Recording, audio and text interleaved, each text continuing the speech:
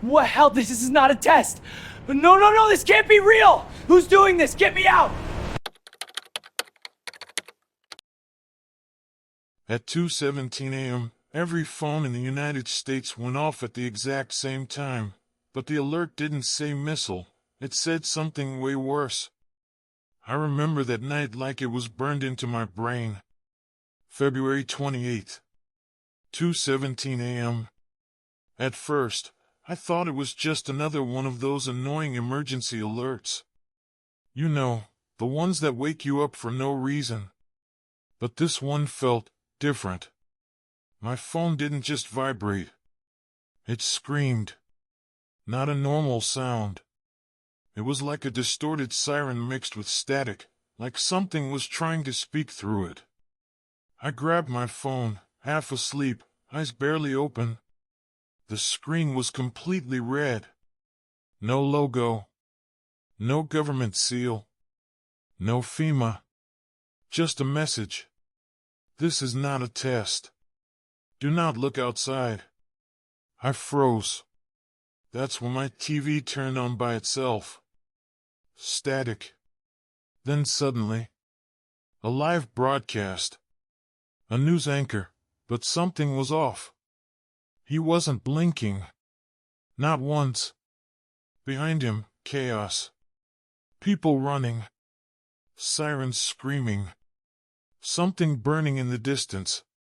He leaned closer to the camera and whispered, "They're not missiles."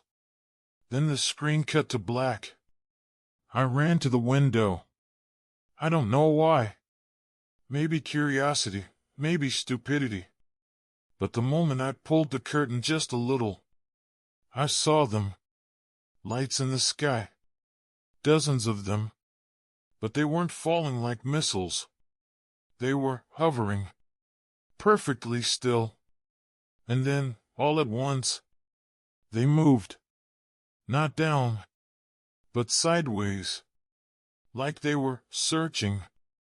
That's when my phone buzzed again. Another alert. This time shorter. They can see you when you look at them. My heart dropped. Slowly. I stepped back from the window. But it was too late. Because one of those lights stopped. Right above my house. The room went silent. No sirens. No noise. Nothing. Just a low, humming sound. My lights flickered. My phone died. And then, I heard footsteps. Not outside. Inside. I turned around slowly. And saw something standing in the hallway. Tall. Too tall.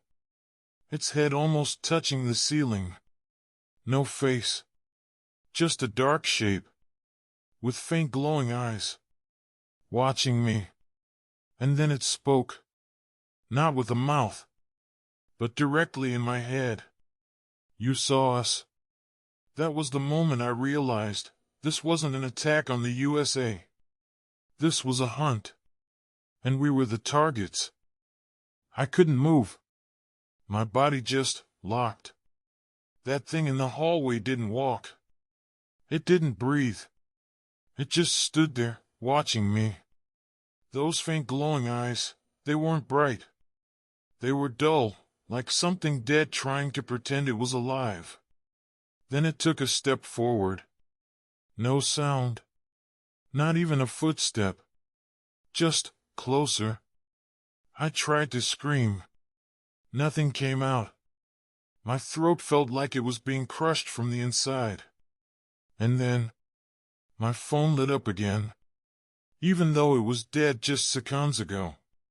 The screen flickered. And a new message appeared. "Do not let them hear you." That's when I noticed something horrifying.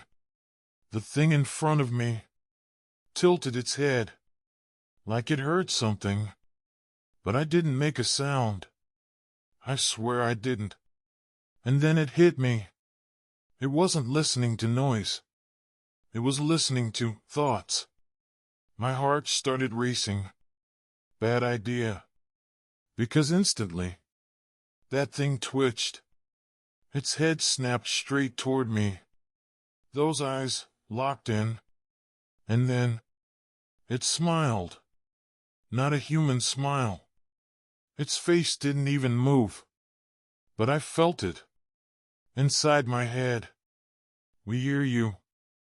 I turned and ran. I didn't care anymore. I burst out the back door, barefoot, heart pounding like it was gonna explode. The street outside was chaos. Cars crashed into each other. Doors left open. People running. But not screaming. No one was making a sound. That's when I realized. Everyone knew. I saw my neighbor, Mr. Collins. He was standing in the middle of the road. Frozen. Staring up at the sky. Tears rolling down his face. But completely silent. I followed his gaze. And I wish I didn't. Those lights. They were lower now. Way lower. And for the first time, I could see what was inside them. They weren't lights. They were openings. Like something had torn the sky apart. And inside those openings, shapes were moving. Long. Thin. Not fully solid. Like shadows, trying to take form. Suddenly, Mr. Collins dropped to his knees. Still silent. His body started shaking violently. Then, he looked at me. His eyes weren't his anymore. Completely black. And without moving his lips, I heard his voice inside my head. "Don't think." Then his body just collapsed. Like something left him. I backed away slowly. My brain screaming at me to stop thinking. But how do you stop thinking? How do you shut your mind off? That's when I heard it again. Behind me. That humming sound. Closer this time. I turned around. And saw more of them. Not one. Not two. Dozens. Standing in the street. On rooftops. On cars. Watching everyone. And then all at once, every single one of them looked straight at me. My heart stopped. My thoughts spiraled. Fear. Panic. Confusion. And that was my biggest mistake. Because suddenly, they all started moving. At the same time. Towards me. Fast. Too fast. My phone buzzed one last time. The screen cracked, glitching. And the final message appeared. "The first wave has begun." I thought this was an invasion, but when I saw what they did to the people, I realized they weren't here to destroy us. They were here to become a fearful face. I ran. I didn't even look back. I just ran. My feet hitting the ground so hard it felt like I was breaking bones with every step. Behind me, I could feel them. Not hear them. Feel them. Like something was right inside my head, chasing me. "Don't think, don't think, don't think." I kept repeating it in my mind. Over and over. Trying to empty my thoughts. Trying to become nothing. I found an abandoned store. Door wide open. Lights flickering. I rushed inside and slammed the door shut behind me. Locked it. Then I dropped to the ground. Breathing hard. Trying to stay quiet. Silence. For a few seconds. Just silence. Then, I heard someone whisper. From the darkness. "You're still thinking." I froze. Slowly. I looked up. And saw a girl sitting in the corner. Maybe 10, 11 years old. hair covering her face. Completely still. "Don't move," she said. "But more importantly, don't think." "How?" I whispered. She slowly lifted her head. Her eyes. Normal. Still human. "I don't know. I just stopped." That didn't make sense. You can't just stop thinking. That's not how the brain works. Then she said something that made my blood run cold. "They don't attack bodies. They attack minds." Before I could even react, my head started hurting. A sharp, unbearable pain. Like something was digging inside my brain. Memories. Flashes. Images. Not mine. Cities burning. People standing still. Then smiling. The sky tearing open again and again. And then, something worse. I saw myself standing in the street. Not running. Not scared. Just standing. With those same black eyes. "No," I whispered. The girl looked at me. Tears in her eyes. "It's already started for you," she said. I backed away, shaking my head. "No, no. I'm fine. I'm still me." But deep down, I knew something was wrong, because I couldn't remember what I was thinking just a second ago.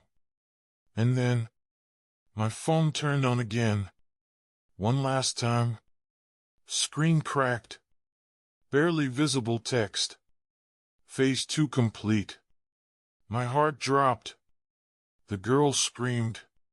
Not out loud, but inside my head. Don't listen to them. Too late. Because suddenly, everything went quiet. No pain. No fear. No thoughts. Peace. I stood up slowly. Calm. Too calm. The girl backed away. Crying. "You're not you anymore," she whispered. I looked at her. And for the first time, I understood everything. This wasn't a war. This wasn't missiles. This wasn't an attack. This was replacement. They didn't destroy cities. They didn't kill people. They just took their minds, one by one. And now, it was my turn. I walked toward the door, opened it. Outside, the streets were full. People standing still, looking up, waiting, just like me. And above us, those openings in the sky were getting bigger. More of them coming through. More of us being made. And then, for the first time, I smiled. Not because I wanted to, but because they did. If you're watching this, and you can still think, then you're running out of time, fearful face.